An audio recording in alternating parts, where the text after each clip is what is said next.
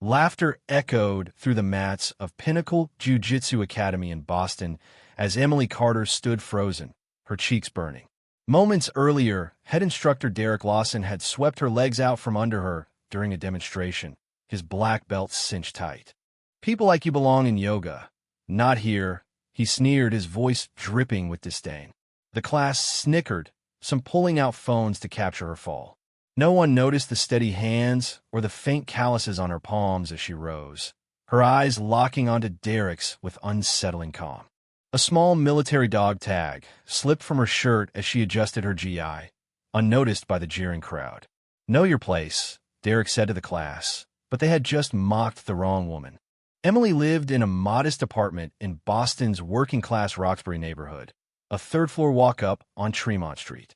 The thin walls let in the hum of her neighbor's TV, a sound that drowned out the nightmares from her 8 years as a Marine combat instructor. Each morning, she woke before dawn, brewed black coffee, and watched the city stir from her window. Her sparsely furnished home held a second-hand couch, a small table, and a bookshelf of medical texts and military history. A framed photo of her father, a Marine in dress blues, sat beside a shadow box with his medals and the dog tag she now wore. By day, Emily worked as a physical therapist at the Veterans Recovery Center in Mattapan, where her quiet efficiency earned respect.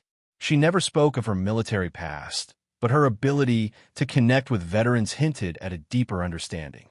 4 years ago, a roadside bomb in Afghanistan had left shrapnel in her shoulder and forced her medical discharge. The physical scars faded, but the emotional ones lingered. Her marriage to Michael, her high school sweetheart, crumbled under the strain of her transition to civilian life.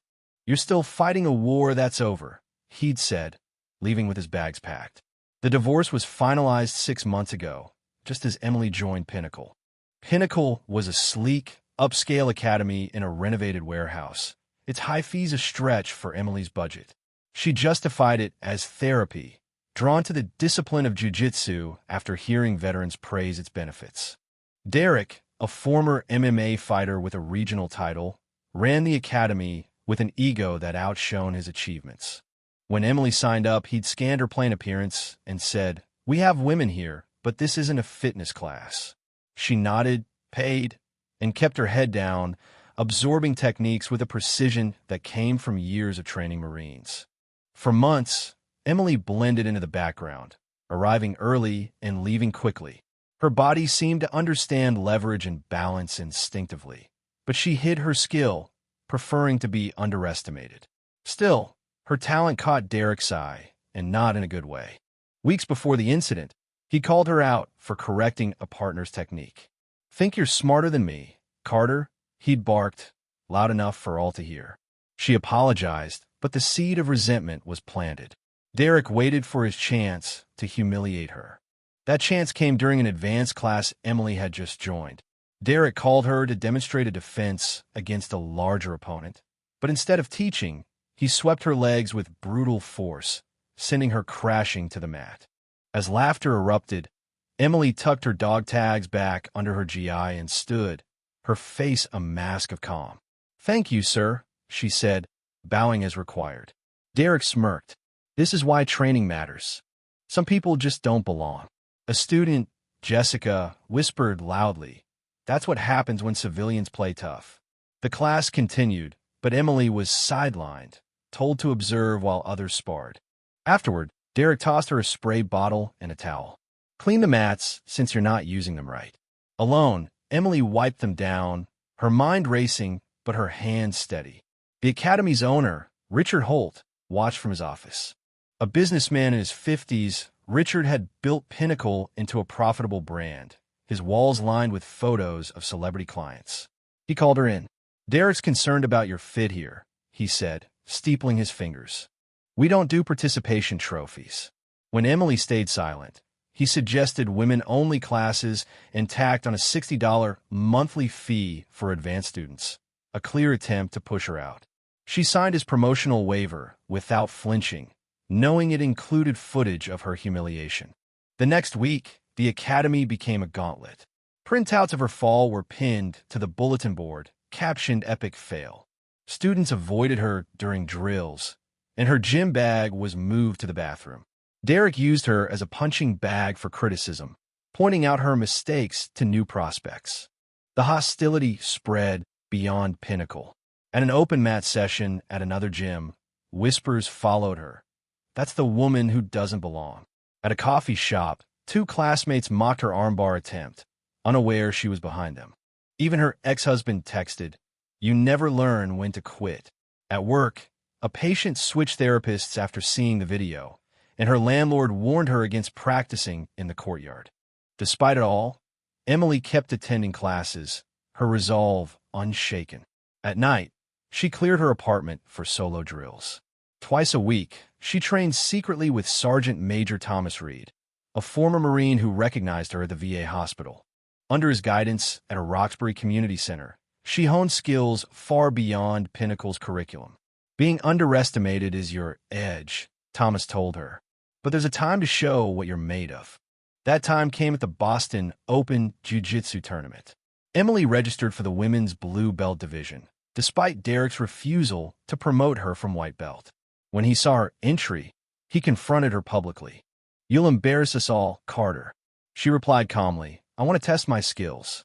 Too late to cancel her. Derek fumed as she prepared for the event. On tournament day, she arrived to cold stares from the Pinnacle team. Jessica smirked. "This is for real competitors." Emily warmed up alone, centering herself with Marine breathing techniques. The women's blue belt matches were in the afternoon, but a surprise announcement changed everything. A medical withdrawal left a spot in the men's black belt division, and Emily was the next alternate. Derek stormed the registration desk, insisting it was a mistake. The director, a no-nonsense veteran, checked her records. MS.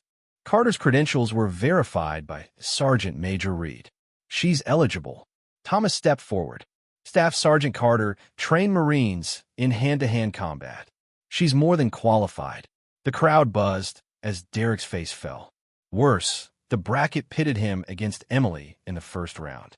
The mat drew a crowd, sensing an upset. Emily shed her jacket, revealing lean, muscular arms that stunned her teammates. Derek's bravado faltered as they bowed. The whistle blew, and he lunged, gripping her collar. Emily stayed defensive, then executed a flawless sleeve drag, slipping into an armbar. In 14 seconds, Derek tapped out, his face red with shame. The crowd gasped, someone shouting, "She got him in 14 seconds." Derek stormed off, refusing the handshake. Thomas met her with a rare smile. "Your dad will be proud." Emily advanced through rounds, but lost in the semifinals to a world-class fighter. Her performance, especially the 14-second submission, went viral, sparking outrage over Pinnacle's toxic culture. Richard suspended Derek, citing a review, but it was a PR move. When Emily returned to class, the atmosphere was tense. Richard offered her a women's self-defense instructor role, a transparent bid to exploit her fame. She declined, saying she'd found another path. Emily quit Pinnacle and launched a program at the Veterans Recovery Center, blending jiu-jitsu with physical therapy for trauma recovery. Veterans flocked to her classes, drawn by her empathy and skill. The program grew to 3 Boston locations, funded by VA grants. Jessica, remorseful, apologized and volunteered, later studying physical therapy under Emily's mentorship. Derek's career crumbled as former students exposed his bullying. He confronted Emily at a coffee shop, accusing her of deceit. "I never hid who I was," she said, walking away. 6 months later, Emily's program thrived. She wore her father's dog tags openly, a symbol of her legacy. Visiting his grave, she met an old comrade who'd served with him. "You've got a strength," he said. Her 14-second armbar became a legend, but she downplayed it, teaching respect and perseverance over flash. Her students, many veterans, found healing through her work, proving her mission was bigger than any mat. What do you think about Emily's story? Have you faced injustice or bullying in your life? Share your thoughts in the comments below. Let's discuss how we confront violence and unfairness. Your perspective matters.